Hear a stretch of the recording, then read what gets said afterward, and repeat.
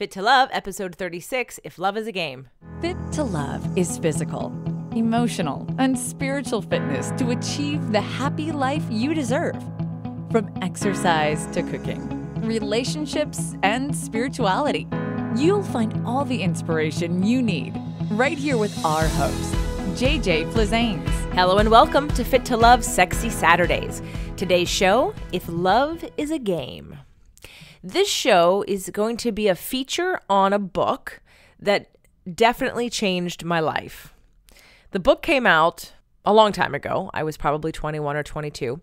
It was the author's second book. So Dr. Cherie Carter Scott wrote, If Life is a Game, These Are the Rules.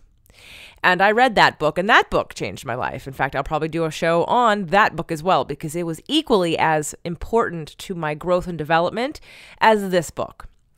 So this book, If Love is a Game, These Are the Rules. 10 Rules for Finding Love and Creating Long-Lasting, Authentic Relationships. She is a New York Times bestselling author. She endorsed Fit to Love. She is one of my favorite authors. I find her writing style very casual and easy to read and personal and simple and clear. I love her writing. So what I want to share with you today, because for any of you that are out there and you're single, even if you're not single, but you're not happy in your relationship, all of these relationship books really can have you start back at the beginning, not wanting a new relationship, but renewing your relationship with yourself, the things that you want, the needs that you have, and then how to evoke that from someone else because of the way you treat yourself. So I'm going to read to you these rules because I find that anytime after I read this book and I started making my list, and I'll share the list with you, I would recommend this book to all of my friends, but I would tell them to read the first chapter a few times. And it's funny because I got that really clearly years ago, 10 years ago, actually 16 years ago. I really understood that you needed to love yourself first. So that is the rule number 1. You must love yourself first. Your relationship with yourself is the central template from which all others are formed. Loving yourself is a prerequisite to creating a successful and authentic union with another. And that principle is literally what Fit to Love is about. How to take care of yourself and to love yourself in an authentic way and cultivate that relationship so that you are the best version of you that you can be to attract the best mate possible for you. A lot of times, especially women, we look for love outside of ourselves. We don't feel complete unless we have somebody else to share our love with. And we always have people to share our love with, just maybe not in an intimate way, with a very deep and meaningful connection. But there are always people to share your love with. And for some reason, we have it in our minds that in order to really experience a deep, profound love, it has to be with another person and in an intimate relationship. So just remember that if you're single right now and you're looking for love, practicing loving others and loving yourself from a deep and authentic place is the groundwork for attracting someone that you really can grow with and love on a very deep level. Rule number 2, partnering is a choice. The choice to be in a relationship is up to you. You have the ability to attract your beloved and cause the relationship you desire to happen. Rule number 2, actually in that chapter, talks about a 3-part list. And this is what I really want to focus on because this is what I used forever. And it was a really interesting process. So if you're single right now, I would get out a piece of paper and a pencil or a pen and start to jot these down and start your list now if you don't already have a list. So the first part to think about on the list is the must-haves. Dr. Cherie Carter Scott calls it the must-haves. And they're non-negotiable. You have to have these in a relationship in order for it to be long-lasting.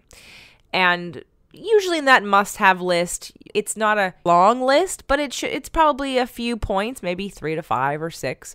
But really start to notice what it is you're looking for and what are those deal breakers that you have to have in order to be in partnership with someone. Then the second part of the list is your wish list. What would you like to have? They're negotiable. They're the painting the perfect picture, if you had to, of a person and their interests. And so that list can be as long as you can dream.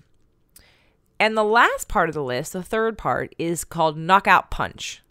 And obviously, those are also called deal breakers in the negative sense. If these things exist, you're not going to partner with them. It's not going to last.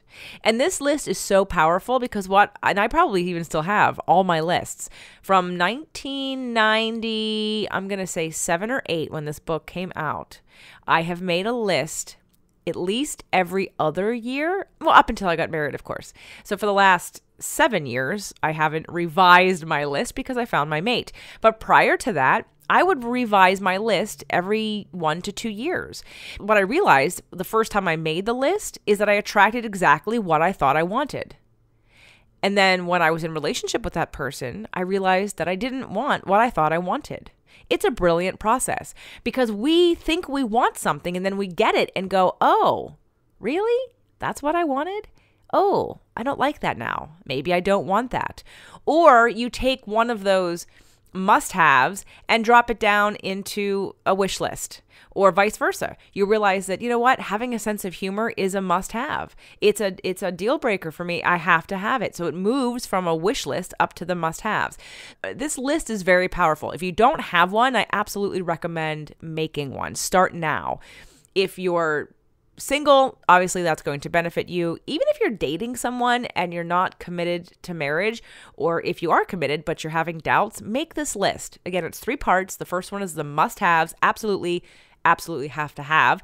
Second part's the wish list. What would you like to have? They love to travel, they love to cook, they love to do sports. And then, of course, at the bottom is going to be the knockout punch. Absolutely no way will you be in partnership with someone who has these or is these or whatever. Another thing to realize about this list is that when you make your list and you step away from it, you come back to it, you start to notice sort of, is it a superficial list? Is it things on the outside or is it things on the inside? And that's when you start to manifest the person who's on the list and then you reevaluate does that list make sense? Does this need to be rearranged? I would make versions of my list and keep them so that I could see my growth. What was important to me when I first made the list was someone who had the exact same interests as I did. And I literally manifested that within, a couple months. And after being in partnership with that person, realized I didn't want that because it was not balanced. It was too similar in some areas that, I felt like it didn't balance out. Not to mention, I didn't like the qualities in the other person that had the same exact interest as I did. So that list did shift and change for me, and thank God. When I met my husband, there were some questionable items.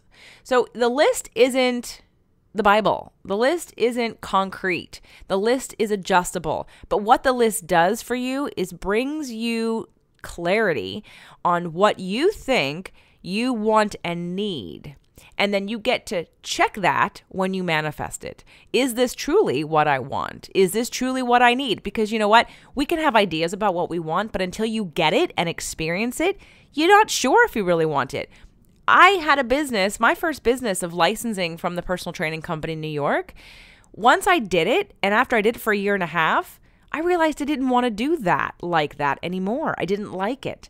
I was under the assumption I had to have clients that were needy and dependent. I need to manage a lot of trainers, and I didn't like any of it, but I wouldn't have known that until I tried it. So making the list gives you information about where you are right now, and that you get to decide, is this truly important to me? And each relationship is going to help you fine-tune that list every time.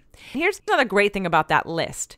When I first made that list, I was living with a roommate, and the roommate was male, and he and I were good friends. And I found that the companionship that I didn't even know that I really wanted, because my first relationship in college that was over 4 years, and I thought I was going to get married to that person, that we had a partnership. We were best friends. I had sort of the whole package in that one person. And when I was no longer with that person, what I didn't know I was looking for was a companion. So I would date guys and get frustrated because they wouldn't commit to me because I was looking for that companion. So when my roommate and I moved in together, I all of a sudden had a companion. And I didn't know that's what I needed. I didn't really understand that until it happened. I got that need met. And then now, as I looked at this book and I made this list, I got to be really particular and choosy about who I dated.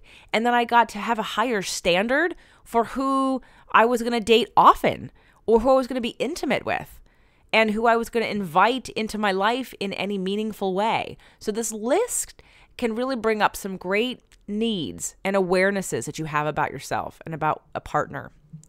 So making that list. So partnering is a choice. Rule number 2, which is chapter number 2. And I told everyone that I told to get this book to read chapter 1 many times and make sure to stop at chapter 2. And then, to be honest, for a very long time, I didn't read the rest of the book because I got what I needed out of the first 2 chapters.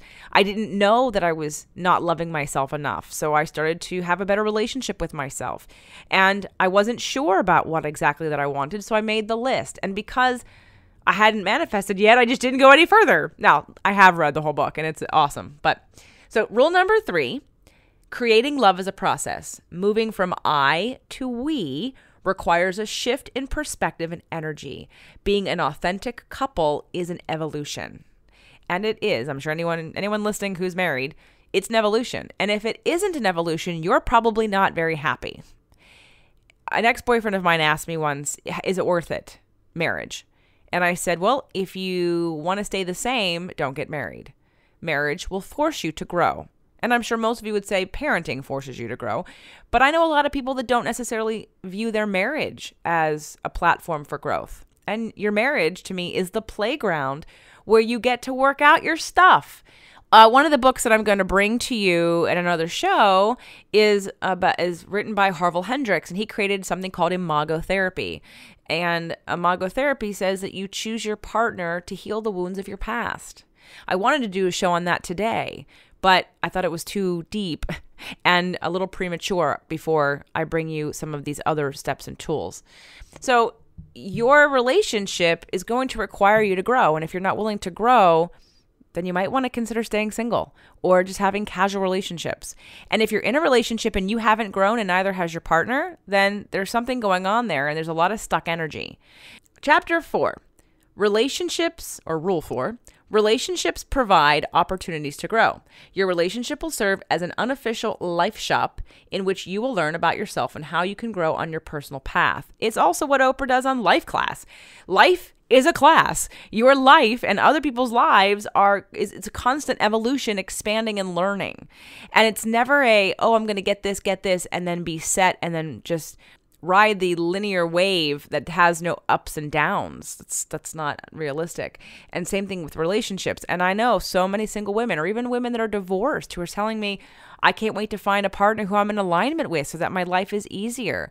And that's a very nice sentiment. And it absolutely is an amazing thing to have a relationship that grows and changes and keeps supporting you. But there's work to do in every relationship if you want to be the most authentic you can be and get the most out of it. You're not going to get into relationship, have a little bit of bumpy roads, and then just sort of flatline. Because if that is what's happening, then so is your heart and your passion. And to keep your heart and passion in the now, in the expansion, in the excitement, you need to be growing. We are constantly growing. And so if you're not keeping up with who you really are and where your life is going and moving forward, then you're stuck. Rule number 5, communication is essential. The open exchange of thoughts and feelings is the lifeblood of your relationship. We'd all agree that that is yes. Rule number 6, negotiation will be required. There will be times when you and your partner must work through impasses. If you do this consciously and with respect, you will learn to create win-win outcomes. I never realized how many people don't believe in win-win outcomes. It's because of how you're raised. And I've experienced this, and it's very different than how I see the world. It's very different from what I know to be true. People want different things. It's not a win-lose. I've played sports. I know there's a winner and a loser, but in life, in relationships, there's not a winner and a loser. There's always a way to find some way to get each person's needs met. It's just going to mean compromise. It's going to mean communication. If there's a winner and a loser, then someone isn't honoring who they are and they're believing themselves to be a victim of someone else's behavior. And anytime you go into a relationship in victim mode, you'll stay in victim mode at every turn. To be in the best kind of relationship and to be in your best self, you need to ask yourself, how can I make an adjustment? What responsibility can I take? What can I do differently to get a different response, to get a different outcome? And that doesn't mean changing who you are on the inside at your core. It just means changing your communication, your mindset, your triggers, healing some of your wounds. Rule number 7, your relationship will be challenged by change. Life will present turns in the road. How you maneuver those twists and turns determines the success of your relationship. Absolutely. We've got 3 more rules, but before we do that, I do need to take a break to thank our sponsors. If you are like most people who struggle with overeating, you may feel powerless over your habits and urges to eat. Powerless over what and how much you eat. Break the vicious cycle of emotional eating and take back your power over food with Dr. Lisa Gelper. Dr. Lisa Gelper has helped thousands discover their own power over food and help them to win freedom from the obsession and defeat that haunt yo-yo dieters, emotional eaters, and those who just hope to lose some weight. Visit her site at poweroverfood.com to read her articles, watch her videos, sign up for her monthly email tips, and check out her current classes. Again, that's poweroverfood.com. Want even more up-to-date recipes, product reviews, exercises, and mental stimulation? You can find step-by-step articles from top-notch experts on invisiblefitness.com/blog. If you're busy like me, you may want the convenience of having these articles mailed directly to your inbox every month.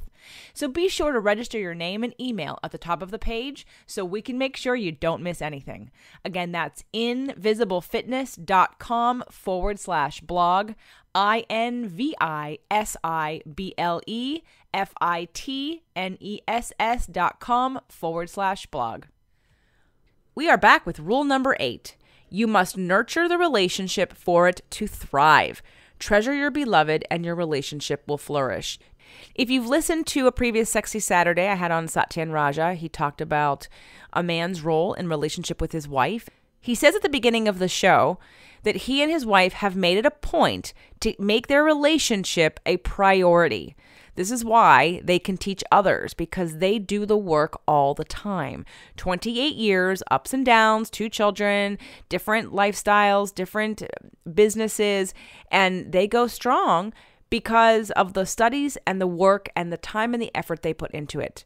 Too many times I look around and see relationships that they aren't thriving because once they got married, they put all of their attention on somewhere else, on their kids, mostly on the kids, but in other ways, in their businesses. And so you made an agreement with your partner, or at least if you're single and you're looking for a partner, once you make that agreement, it can be broken.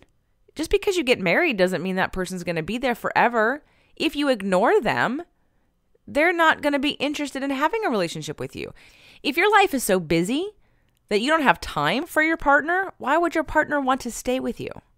So rule number 8, nurturing the relationship, you entered into a lifelong partnership.